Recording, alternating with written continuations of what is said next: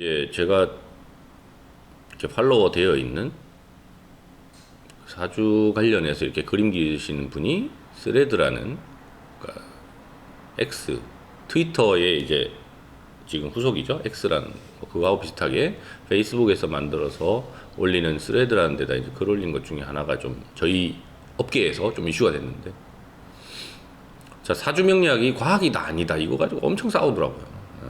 근데 이제 그 그림 그리셔서 올리시는 분은 이건 과학이 아니다, 인문학이다. 근데 또 저는 좀 생각이 달라요. 저는 과학이라고 생각하는데, 그럼 이제 또 논란이 벌어지겠죠. 이게 왜 과학이냐, 뭐 입증이 되냐, 뭐 어쩌죠. 근데 이게 왜 문제가 벌어지냐면 과학이 뭔지에 대한 정의가 잘못돼서 그래요. 자, 예를 들어서 저는 이제 양자역학 물리학에서 이제 가장 최신 이론인 양자역학 이런 것도 좋아하는데, 양자역학에 보면 자, 전자는 입자이면서 파동이입니다. 그게 벌써 말이 안 돼요. 모순적인 문장이에요, 원래는. 근데 그게 현실에서 벌어지고 관찰이 되고 하니까 그게 이론화돼서 방정식이 나오고 그걸로 여러분들이 반도체도 쓰고 스마트폰도 쓰고 뭐가 막 발전되는 거예요. 자, 그러면 과연 과학이란 어떤 것인가? 저는 과학의 요건은 두 가지라고 생각합니다. 하나는 절대적 진리가 없다라는 거를 인정하는 태도. 과학에는 전부 다 가설만 있어요, 가설만. 예를 들어서 우리가 제일 잘 아는 뉴턴의 물리 3법칙, 1법칙, 2법칙, 3법칙에서 뭐 작용, 반작용부터 시작해서 뭐 중력 법칙 이런 거. 그거 맞죠? 왜? 사과가 떨어지잖아요. 비행기 추락하잖아요. 다 떨어지죠, 지구로. 왜? 지구의 중력, 무게가 너무 크기 때문에. 근데 얘가 어떤 조건에 들어가면 안 맞아요. 예를 들어서 상대성 이론이나 기타 등등 양자역학 단위로 내려가면 뉴턴 법칙이 다 깨집니다. 그럼 그게 잘못된 거냐? 아니에요. 그 가설을 검증해서 인정해가지고 발전했던 거고요. 그 가설을 말고 더 잘 설명할 수 있는 다른 가설이 나와서 이게 대체되는 거예요.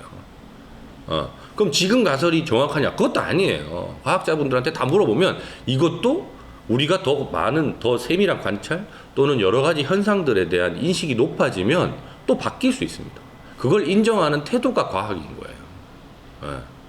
그래서 인문학은 과학이 아니고 물리학이나 화학은 과학이고, 이게 벌써 잘못된 생각이에요. 학문이라는 영역에서 어떤 것이 무조건 옳다라고 얘기하는 걸 인정하지 않고 언제든 이게 바뀔 수 있고 이게 연구에 따라서 변할 수 있다는 걸 인정하는 게 과학입니다. 그 다음에 두 번째는 어떤 그런 가설들을 검증하는 방식에 대한 문제를 얘기를 하는데, 사람들이 자꾸 현실에 있는 뭔가의 실험 또는 그거를 똑같이 재현할 수 있을 때 이걸 과학이라고 자꾸 얘기하는데, 저는 그렇게 생각하지 않습니다. 당연히 현실 세계에 내가 인지할 수 있고 인식할 수 있는 범위 내에서 움직이는 게 과학은 맞아요. 하지만 인간이 인지하는 게 무조건 눈에 보이고 만질 수 있고 이런 것만 있는 게 아니에요. 아니죠. 어떻게 그렇게 됩니까?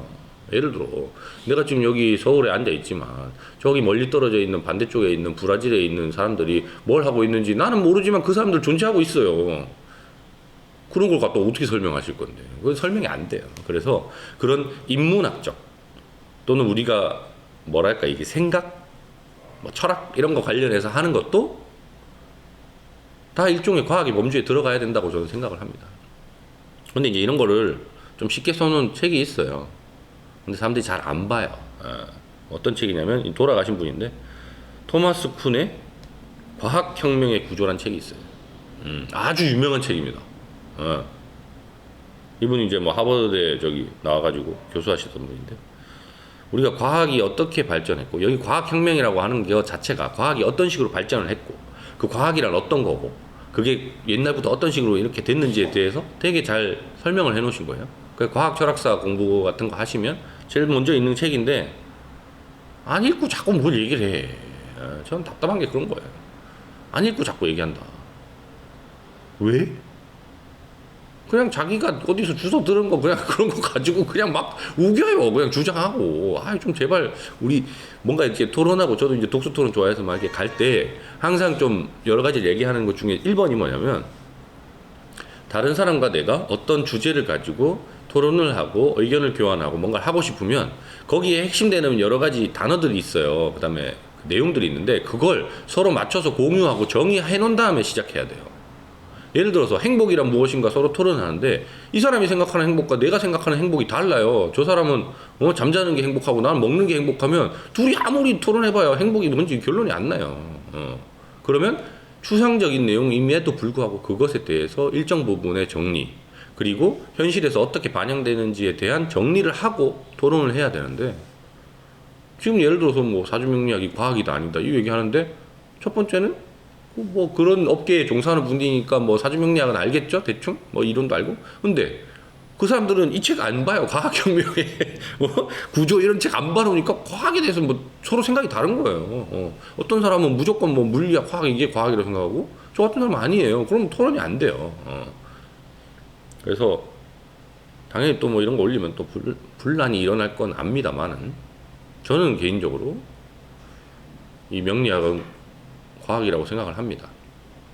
특히 이제 제가 항상 얘기하는 천지인 삼원에서 천문학에 연관되어 있는 게 명리학, 지리학에 연관되어 있는 게 풍수, 인이라는 건 사람에게 연관되어 있는 게 한의학인데 요즘 이제 의학 관련돼서 여러 가지 얘기를 들어보면 한의학이 대단히 좀 힘든 상황인 것 같아요. 점수가 높긴 한데 뭐 다 의대 가려고 하다가 안 되면 뭐 한의학과 가고 이런 것 같긴 한데 인간의 몸에 대한 이해 또는 그걸 적용하는 방식이 좀 다른 겁니다. 사람의 몸은 똑같지만 한쪽은 피지컬하게 물리학적으로 또는 여러 가지 그런 검증을 통해서 치료하는 방식이라고 하면 화학 약품 써서 뭐 약 먹어서 이쪽은 그런 거를 배제하고 우리가 먹고 사는 그런 여러 가지의 환경들과의 커뮤니케이션 또는 그런 약이라고 하는 거 동양에서 약은 전부 풀따구리예요. 풀따구리 아니면 동물 뭐 이런 거예요. 뭘 갖다가 가공해가지고 만들고 이런 거 없어요. 그냥 없잖아요.